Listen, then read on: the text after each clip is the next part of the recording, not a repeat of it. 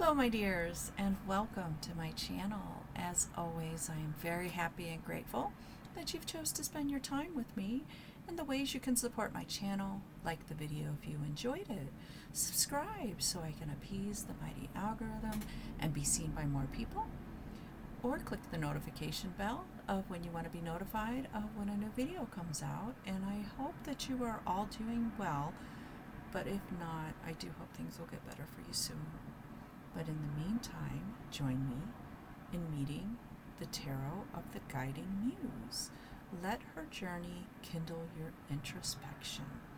And this deck was created by Ted Hsu, and it is available at his website, retailing for $40. And I will link that website and his Instagram in the description. So if you're interested in purchasing his deck and supporting him, I will put that in the description. And the box itself is 6.80 height, across is 4.80, and width is 2 inches. And the title is only on this side. And the rest of it is just artwork. And whimsical, spirited, and sincere. And you've got some teaser cards. Tarot of the Guiding Muse follows the story of a traveler named Aimee as she makes her way through the Fool's Journey. Inspired by Japanese art and hand-drawn with vibrant colors, each card portrays a facet of her enchanted life. Through colorful landscapes and warm scenes, this deck invites you to draw cards and shine light on your own self-reflection. Okay, so, and it does have the magnetic side on it, and then we have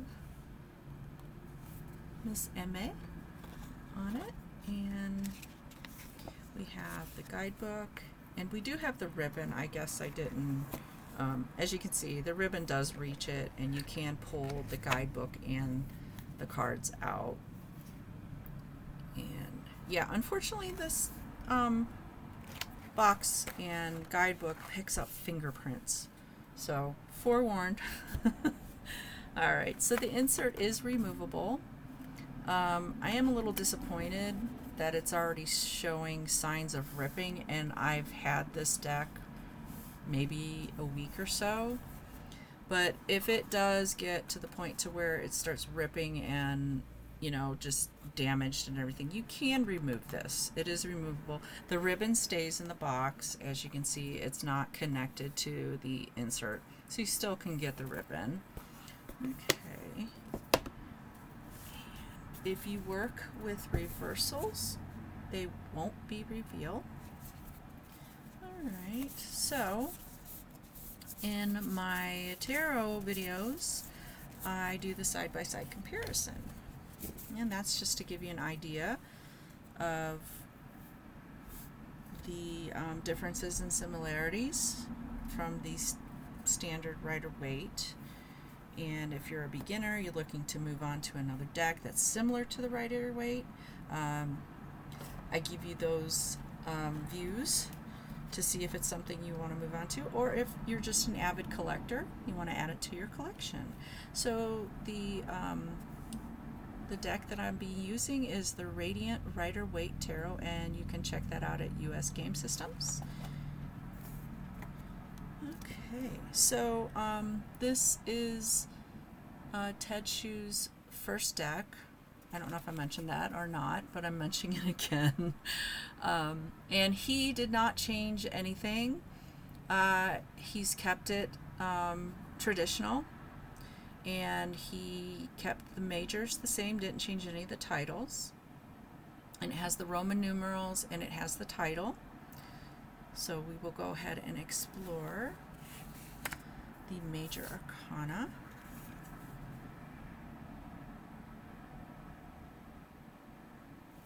And I really like the artwork. It really was the thing that drew me to the Kickstarter.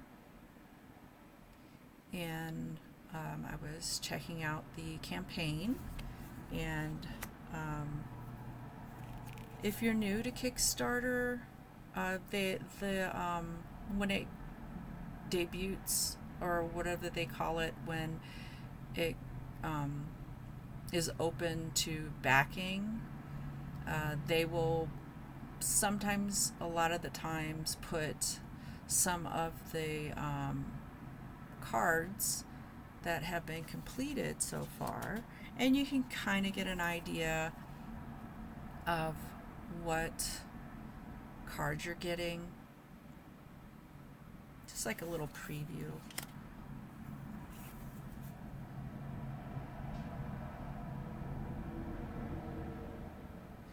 And sometimes I have been disappointed. I looked at the campaign page and thought, oh wow, I really like the artwork, and then got the deck and it was like, But that is one of the chances that you take when you back the deck.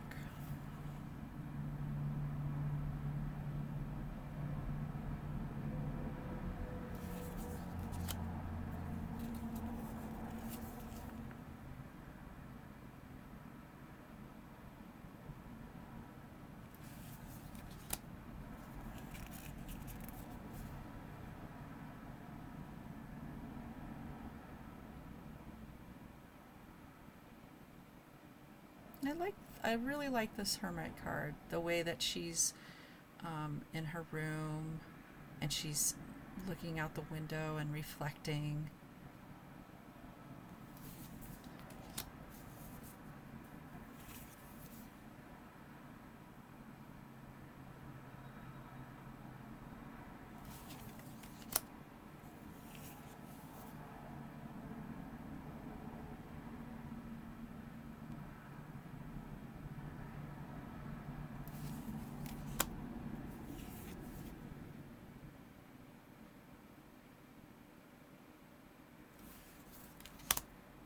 And I really like this Death card.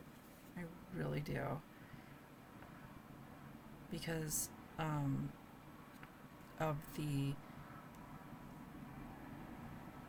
doorway, and all of these hands are welcoming you to your next, whatever you believe your afterlife is. And death is scary. A lot of people are scared of the thought because you really don't know what happens afterwards. I mean, there's so many religions and so many people have different thoughts. But yeah, it's nice to think that there are people on the other side who are there to greet you and to guide you.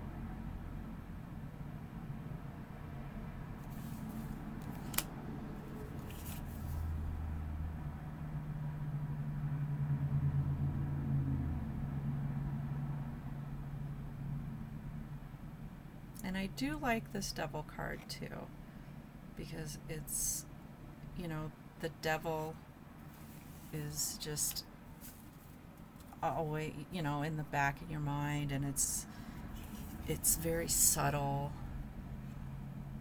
and it's always in the background, and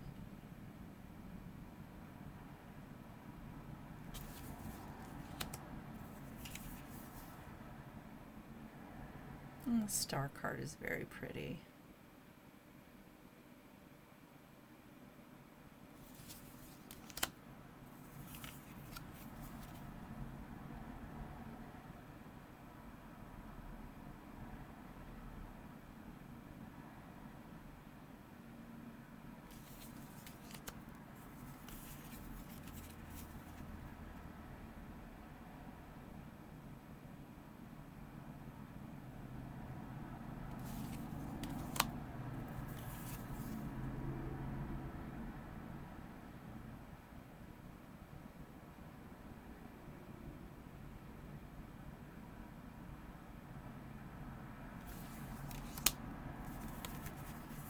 And I love this card too. She's celebrating with her kitties.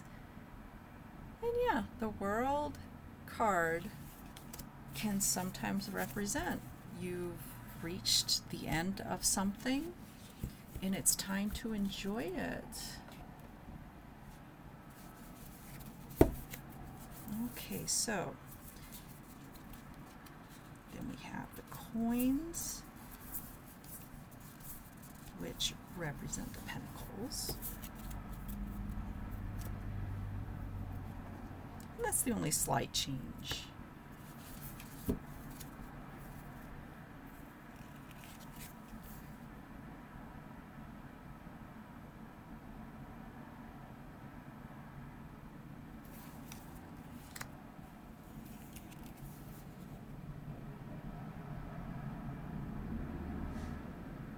And I like the little banner at the bottom of it.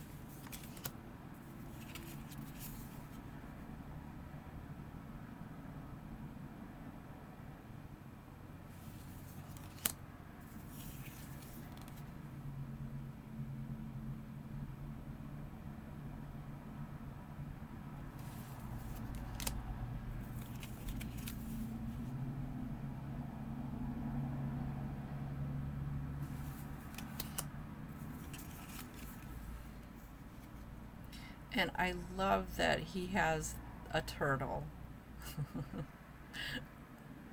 for the Knight of Coins, because that excuse me, that really sums up the pace of the Pentacles, because the Knight is the slowest of the Knights.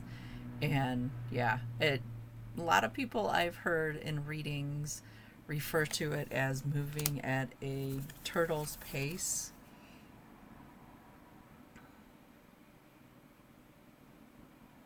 So I like that he used a turtle in that card. Yeah, I really like this deck a lot because it's a new way using the images as a new way to look at the traditional deck. It really is. All right, so we're going to move on next to the cups.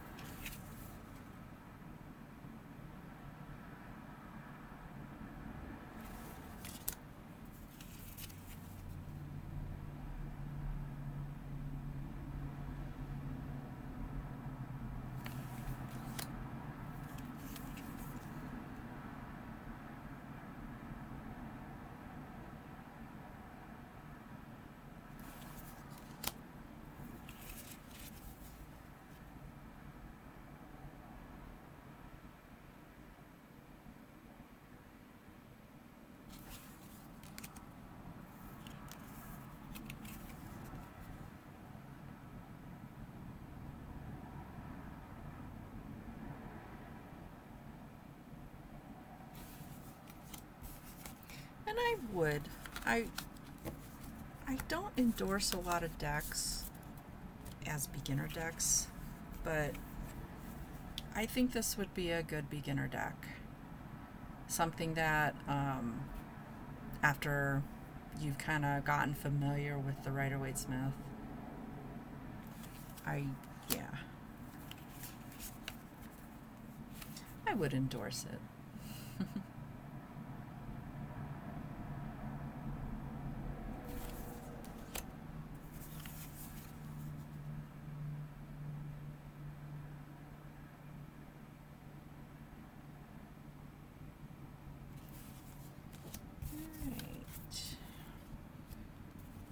Now we move on to the swords.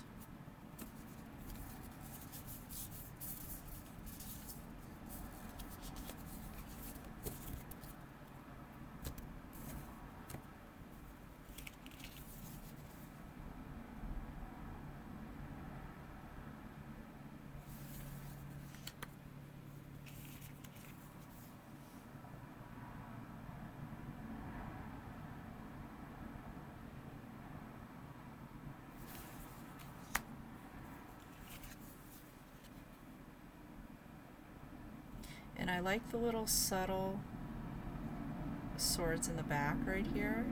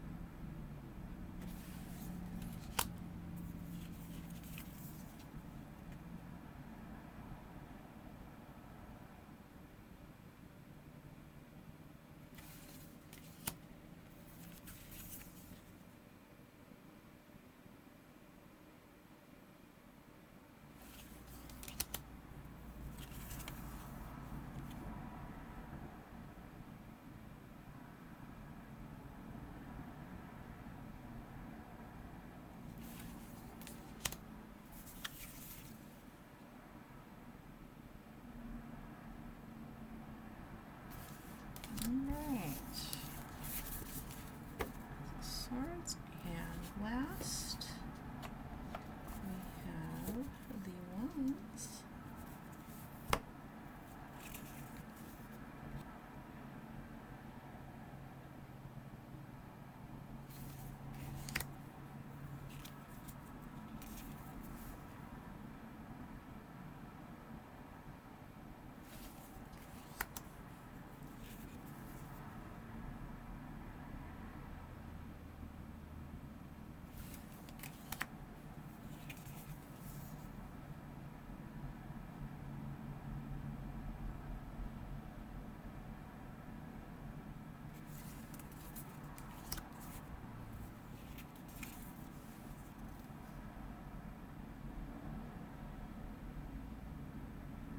And this one is an interesting way to look at the Five of Wands. There's all of these animals competing for the fish.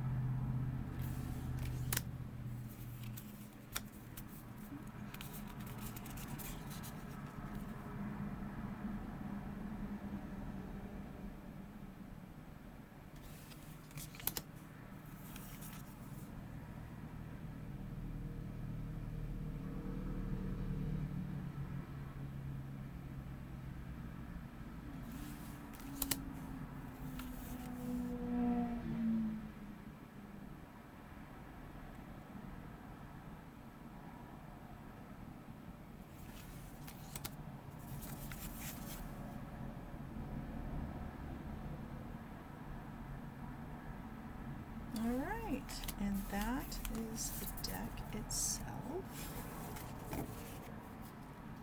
And the cardstock is it's like a linen, and it's very flexy bendy. Alright, so let's go ahead and explore this guidebook. Okay. Alright, and then we have some artwork of the back of the card. So, and then our stories. And he just goes into a little bit of his inspiration for the deck. And then we have interpretation going into the different parts of the deck. And this part I was kind of disappointed in because it's really, really small print. You have to really squint, even on I mean, as you can see, it's really hard to see it, and it's really hard to see it even on print. But it's an interesting, I like how he used keywords for the different suits. And then we have upright and reversal interpretations, and just gives you a little bit of advice on those. And then we have a couple of basic spreads. And then we have the major arcana, and it's a picture of the card, and basically just talks about the main character, Emme, and it's got upright and reversed key words, and then basically goes into a description of the card, and then the meaning, and a little phrase of what sums up the card. And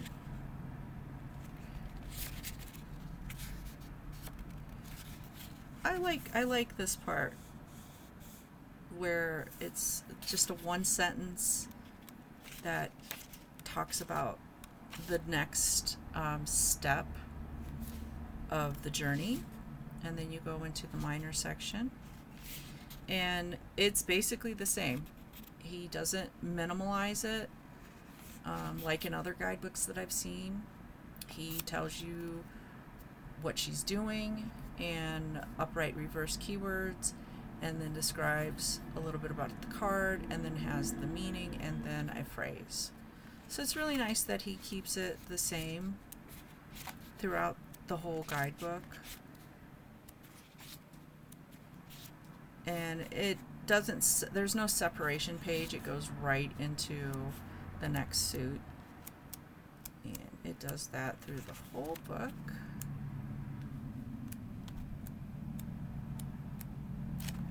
And then